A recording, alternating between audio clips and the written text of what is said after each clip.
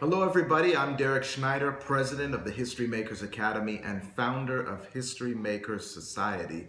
I'm coming from Toronto, Canada. However, I am here in Ukraine at the moment, leaving today, boarding a plane to go back. I was supposed to be with you at this conference and am unable to because of prior engagement already booked. But Louis spoke with me, and why not come to you by video? So I want to extend my special congratulations to those of you, especially the leadership of the Insight Conference. I especially love the theme, Answers to Life's Most Difficult Questions. So congratulations to you on the successful conference, giving greetings to all the speakers. Especially I'd like to greet the Nation Radiance International, as well as the Nigerian Students Association. It is my privilege and honor to speak to you today. I want to talk to you for about the next 30 minutes on the topic of how to add value to any sphere of life.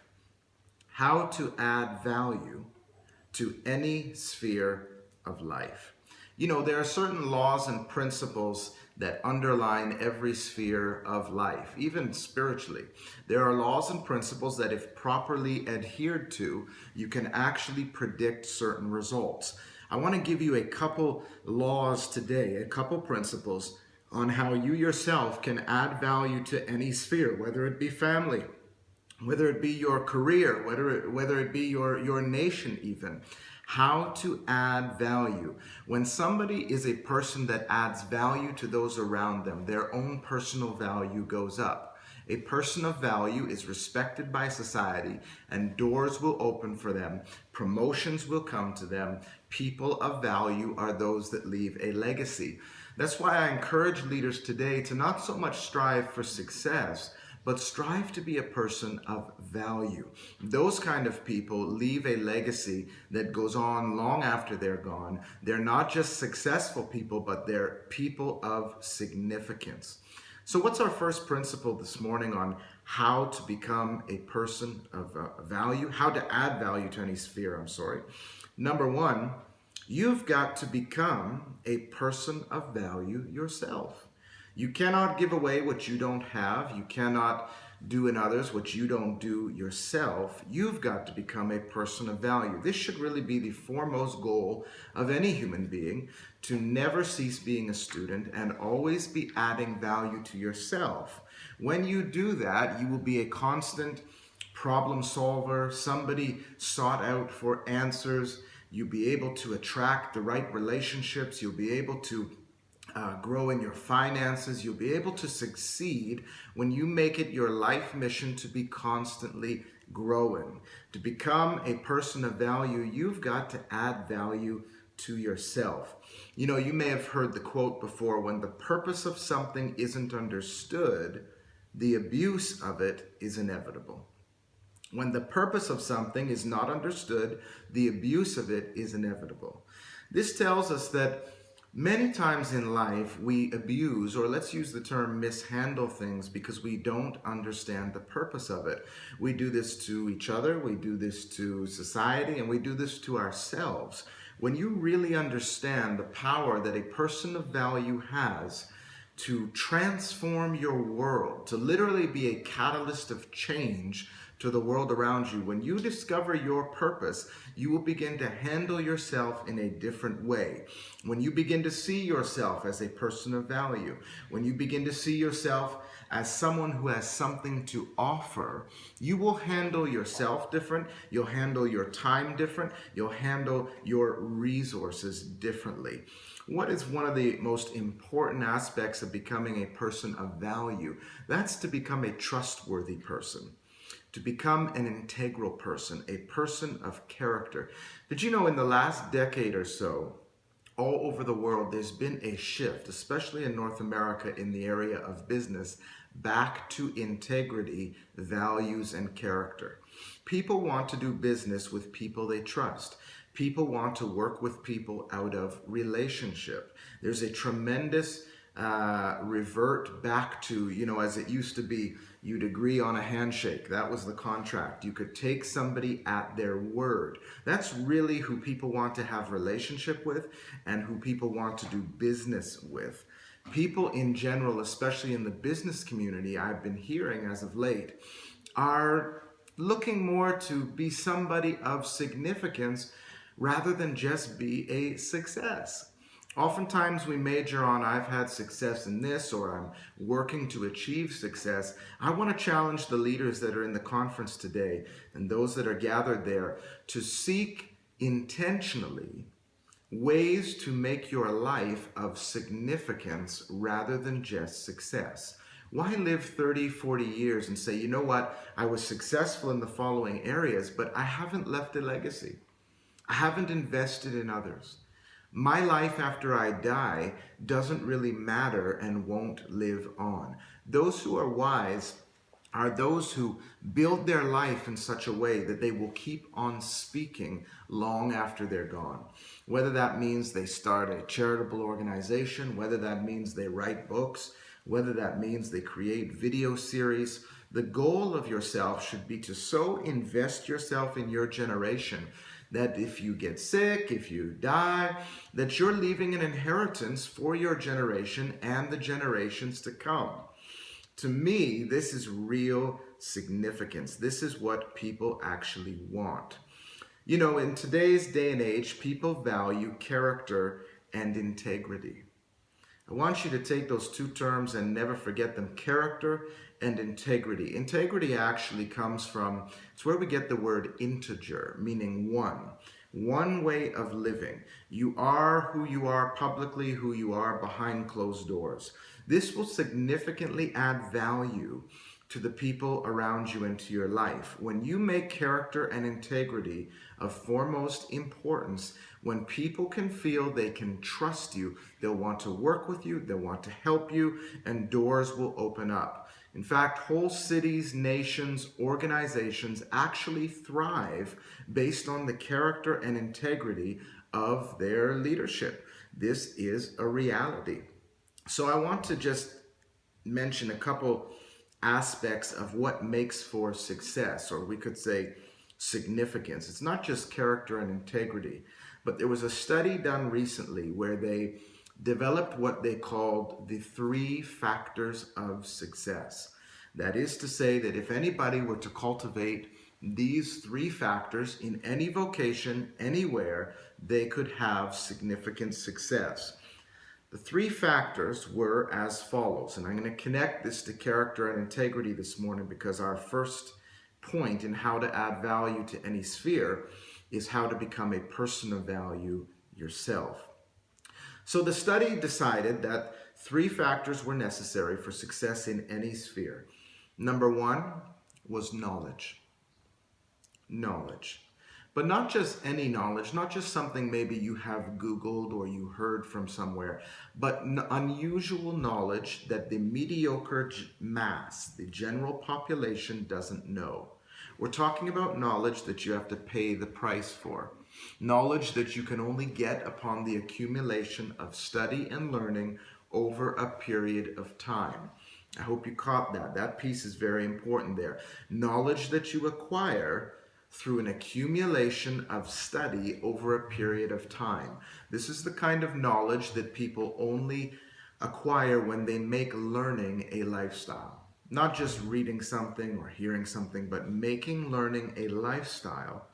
That's the kind of knowledge we're talking about. But this study said that even that kind of knowledge, even the unusual knowledge of how to do something, even though we know knowledge is power and all of that, that kind of knowledge only is 10% of success. So knowledge, the knowledge factor is 10% of success.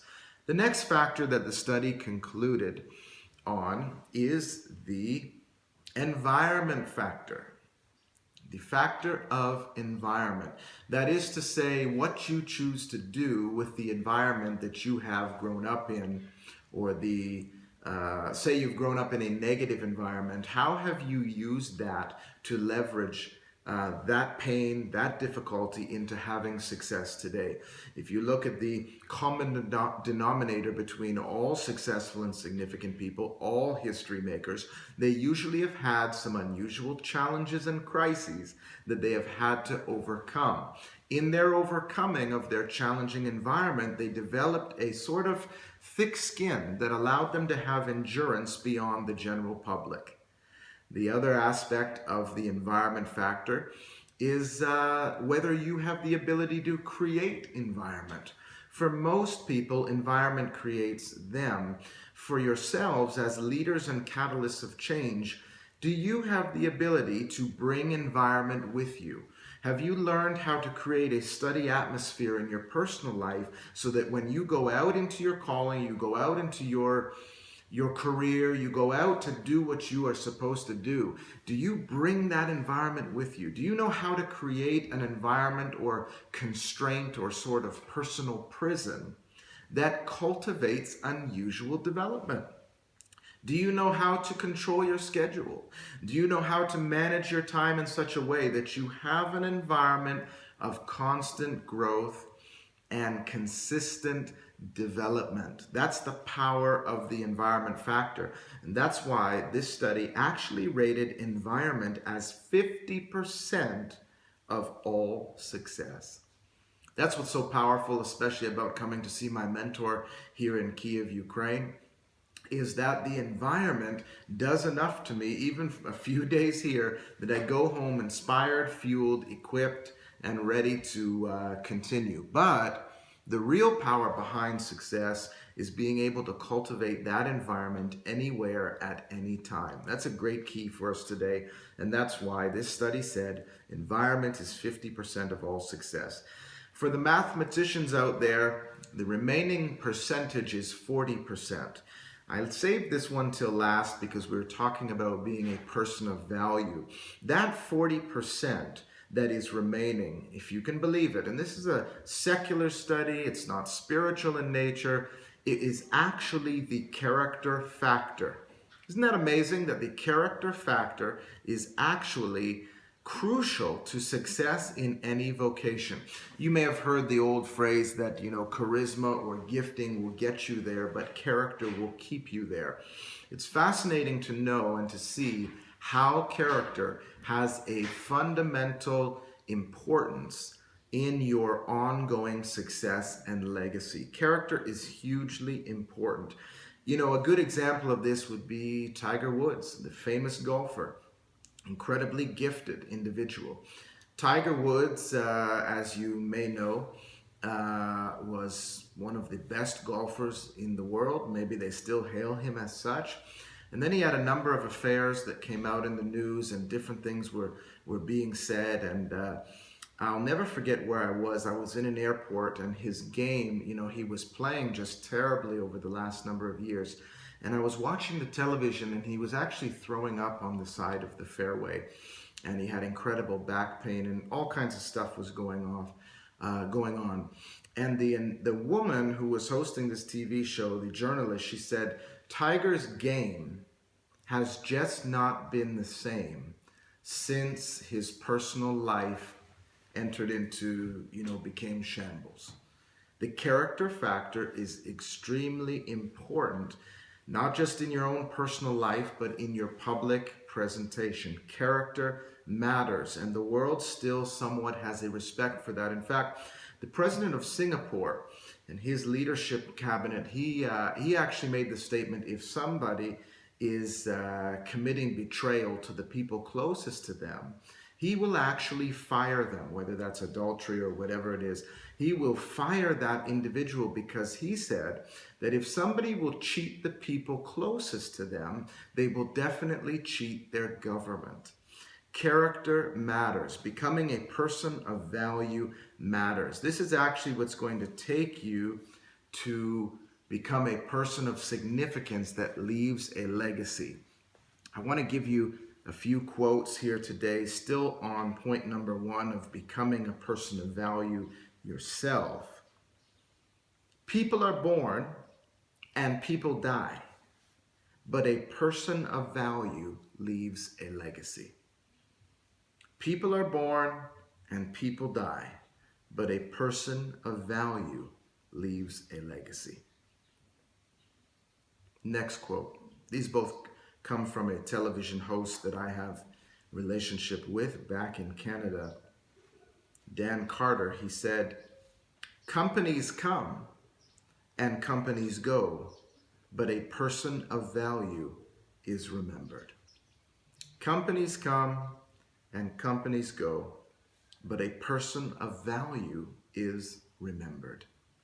You know, in talking about success versus significance, most of the time, as especially young leaders, we're thinking in terms of just success. But some of the older generation, the older dogs who have experienced success, whether it be financially or career or whatever, they're saying the real value to them at the end of their lives is they desire significance. So that's why I want to share this with you today and give you a few principles and comparisons between success and significance so that you're aiming in the direction of legacy even at a young age. For myself, I created a History Makers Academy and a charitable organization called the History Makers Society that actually helps other people to not only discover their purpose, but to actually set up their own charitable organizations, their own projects in their communities that actually transform their communities. In this way, I'm somewhat able to live on even after I'm gone, helping others start programs that help other people. And we've had huge open doors through this. One example would be in the nation of Namibia. You know, as a Christian leader who I am, when we went to begin to do some work in Namibia for the purpose of societal transformation, we discovered that the Namibian government was actually blocking many evangelistic Christian ministries from coming into the country because they said, you do crusades or you hold events, you take up large offerings, and you flee the country without paying taxes. So they felt that the minister who comes to the stage is gaining, and the people are being fleeced of their money. The government didn't get their taxes. And so what made History Maker Society so accepted in the country is they made the statement that you help Namibians to help Namibia. You train and equip Namibians to rebuild the nation of Namibia. That's what it looks like to add value. And when you're a person of value that adds value to others, there will be no shortage of doors that will open for you. You will not have a problem with influence. You will not have a problem with purpose when your goal is to become a person of significance rather than just success. You can hold a great crusade, make a lot of money or whatever your goal was and say that was successful, but that might not make you significant as far as your investment in this generation. This is also the reason I encourage people to write books and create curriculums and product. Because curriculums, books, materials can actually outlive you. That's the importance of that. So let's do a short comparison of success versus significance. Our time is almost completed. Here it is. Success can be fleeting. There is always another organization, a better product, or a younger person coming to take your place. Let me just say that part again. Success can be fleeting. There is always another organization, a better product, or a younger person coming up behind you to take your place. While significance impacts this generation and the generation to come. I want to encourage you to think in terms of building your projects or being a catalyst of something that outlives you. This is hugely important. Legacy is the terminology. Next comparison. Success mainly requires adding value to yourself, while significance requires adding value to others. It requires investing yourself in other people, and in that way you have real success, which is significance.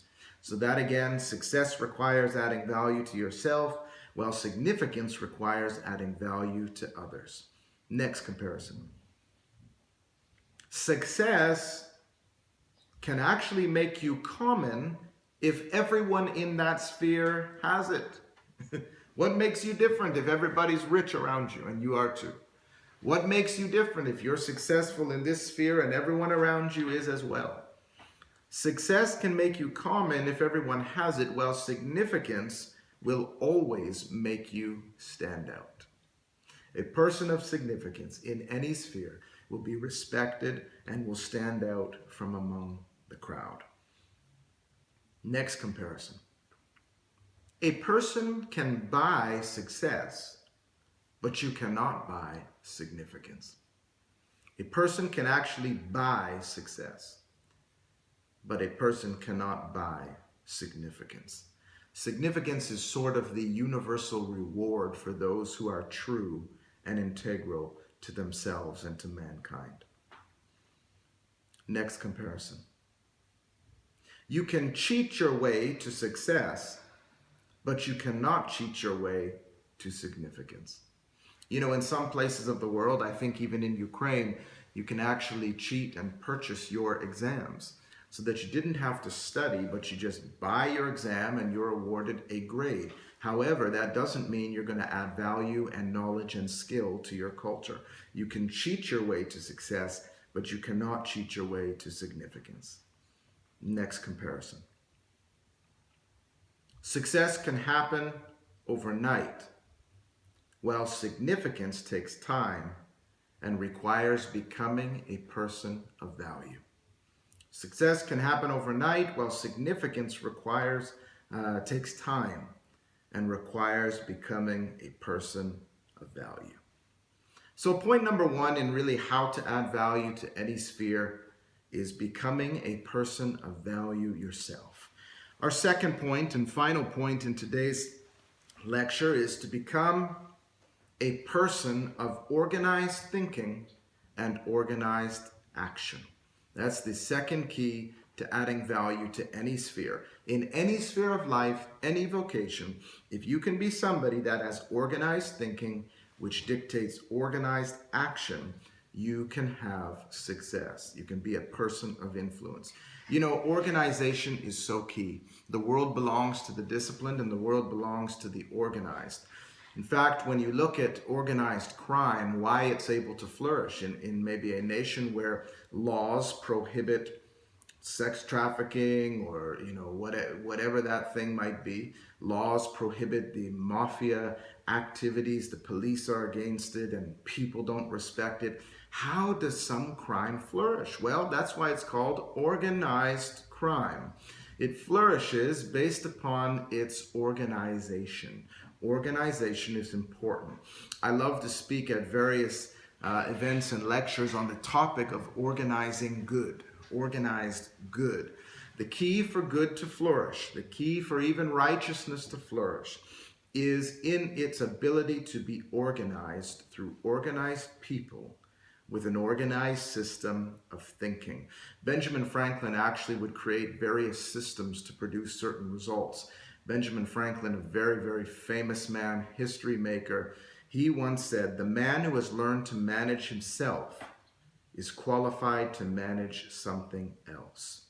The principle is this: you cannot organize your business, your program, your project until you learn to organize your own private life, until you understand how to adhere to a schedule, how to make the most of your day. Your own personal organization will spill over into the organization of something else. How can you expect to organize a country, to organize a city? You know, many don't know that former President Barack Obama was a community organizer prior to becoming President of the United States. And you find that with people who have incredible influence on culture, they are always people who are highly organized.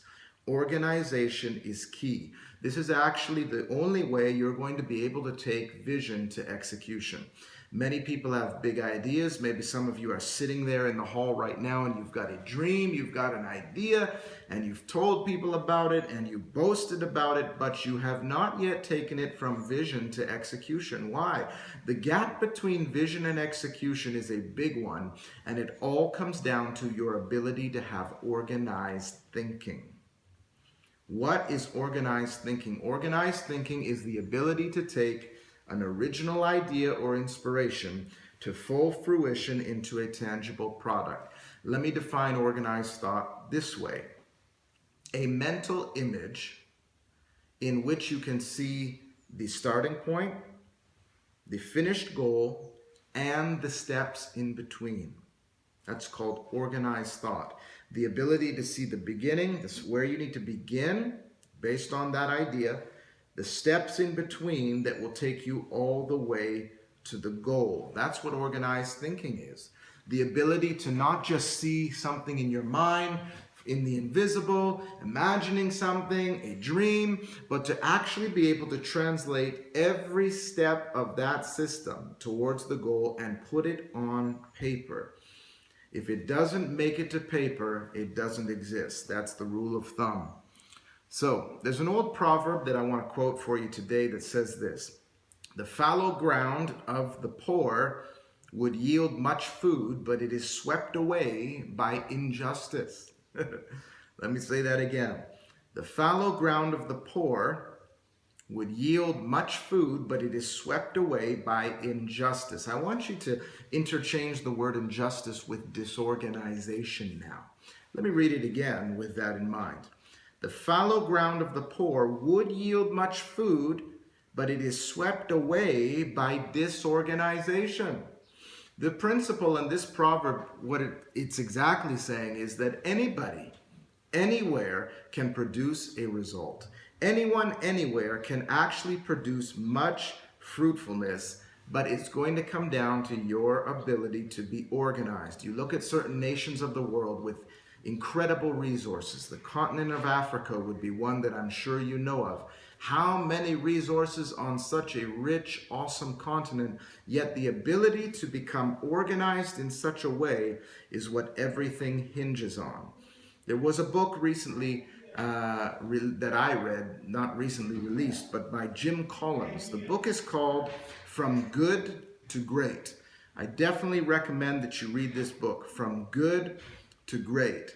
This book did a study on great companies, not just good companies, but great ones, the ones who were considered the exception. Walt Disney would be one of them. I think Coca-Cola was as well. And they did a study on what actually caused these organizations to flourish in time of economic crisis, in any demographic. What caused them to do so well? The study showed that these companies and organizations actually were able to gain momentum because of the following three factors. Number one, organized people. Number two, organized thought. And number three, organized actions. Organized people, organized thought, and organized actions. A little example of this is a study that was done in Harvard Business School. The study actually was the program, the MBA program, 1979. Students were actually asked, these graduates were asked, have you set clear written goals for your future and made any plans to achieve them? This is an important question that I'm asking of you this morning, especially as graduates or people in university or college. Have you set clear, written, organized goals for your future? This study by Mark McCormack was called What You Will Not Be Taught at Harvard Business School. What You Will Not Be Taught at Harvard Business School. During this study, they discovered that 84% of these business graduates had no specific goals at all. They graduated with grades, having done well, but no goals. 84%. That shows you that that's just how the general public behaves. Then, 13% of these Harvard graduates had a goal, but didn't write it down. 13% of these graduates had a goal, but it never made it to paper. It was never organized. 3%, only 3% of these graduates had written goals and plans, and they were written down in an organized way.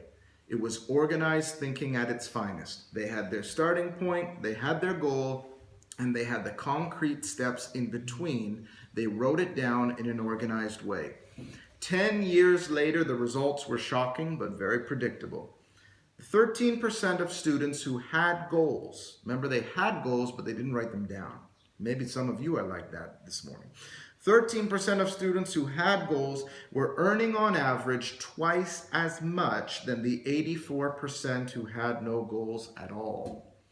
13% of students who had goals, they didn't write it down though, were earning on average twice as much as the 84% who had no goals at all. We can probably predict that. But here's where it gets wild. 3%, the 3% students who had clear, organized steps, concrete steps written down on paper, were earning on average 10 times more than the whole 97% combined. That is a drastic difference.